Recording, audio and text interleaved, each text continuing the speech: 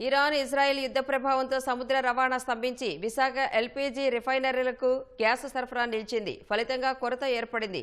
నెలకు 70,000 వరకు వాణిజ్య సిలిండర్లు కావాల్సి ఉండగా ప్రస్తుతం 12,000 మాత్రమే అందుబాటులో ఉన్నాయి. రేపటి నుంచి అవి కూడా అందుబాటులో ఉండవనే వార్తలతో విశాఖలో కొన్ని హోటళ్లు మధ్యాహ్నం నుంచే మూసివేసినట్లు నిర్వాహకులు చెబుతున్నారు. కనీసం రోజుకు ఒక 7 లక్షల మంది మన విశాఖపట్నానికి వచ్చి వెళ్ళిపోతూ ఉంటారు. వాళ్ళందరికీ కావాల్సింది ఉదయం బ్రేక్ఫాస్ట్ కానుంచి మధ్యాహ్నం లంచ్ కానుంచి డిన్నర్ కానుంచి అన్నీ కావాలండి. అలాంటి విశాఖపట్నంలో కనీసం ఒక 4,000 హోటల్లో మనం వ్యాపారం జరుగుతుంది. కనీసం ఇవాళ 70% హోటల్స్ మధ్యాహ్నం ఆఫ్టర్నూన్ నుంచి మూతపట్టడం జరిగిందండి. ఎందుకంటే మెయిన్ ప్రధాన కారణం ఏంటంటే గ్యాస్ లేనిది అసలు వంట కానీ ఏది కానీ చేయలేని పరిస్థితిలో ఉన్నారు.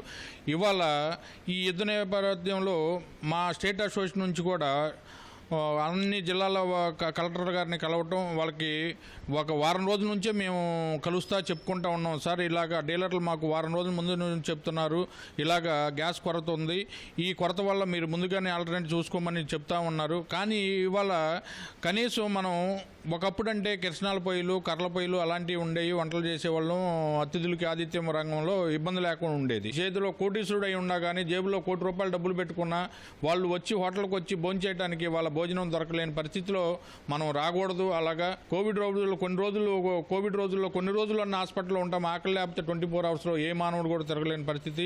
చిన్నపిల్లలు ఉంటున్నారు, పెద్ద పిల్లలు ఉన్నారు. కాలేజీ ఎగ్జామ్స్ అవుతే టైం ఇది. ఇప్పుడు ఇంటర్మీడియట్ ఎగ్జామ్స్ అయిపోతున్నాయి, రేపు పొద్దున్న 10th క్లాస్ ఎగ్జామ్స్ స్టార్ట్ అవుతున్నాయి. ఇలాంటి సిచ్యువేషన్లో పిల్లల్లో ఒక పక్క ఇంట్లో గ్యాస్ లేదని, హోటల్లోకి వస్తే హోటల్లో గ్యాస్ లేదని వంట వండి భోజనాలు పెట్టే పరిస్థితి కనపడట్లేదు. కేవలంగా గవర్నమెంట్ దీనిపై దృష్టి పెట్టి ఇమ్మీడియట్ యుద్ధ ప్రాతిపదిక మీదుగా హోటళ్ల రంగానికి సిలిండర్లు గ్యాస్ సప్లై చేయాల్సిందిగా కోరుకుంటున్నాం సార్. అసలు మాకు రోజుగా 3 బండ్లకి కనీసం ఒక్క బండ కూడా రావడం కష్టమైపోతుంది. తద్వారా మాకు వ్యాపారం చేయడానికి చాలా ఇబ్బందిగా ఉంది. డైలీ మనకి 3 బండ్లు పడతాయండి. ఈ రోజు ఎంతో ట్రై చేస్తే ఇప్పుడు ఒక 2 బండ్లు దొరికాయండి. ఇంకా రేపటికి ఉంటాయో ఉండో కూడా తెలియదు. స్టాక్ అయితే బయట లేదు. ఏం చేయాలో అర్థం కాలేదు. మేమైతే ఆర్టీసీకి మంత్లీ 5 lakhs అద్దె కడుతున్నాము. మరి బండ్లు లేక వ్యాపారం చేయలేక మరి ఎలాగైంది మాకు. మా స్టాఫ్ సుమారుగా ఒక 30 మెంబర్స్ ఉంటామండి. అందరికీ జీతాలు కూడా ఇచ్చుకోవాలి.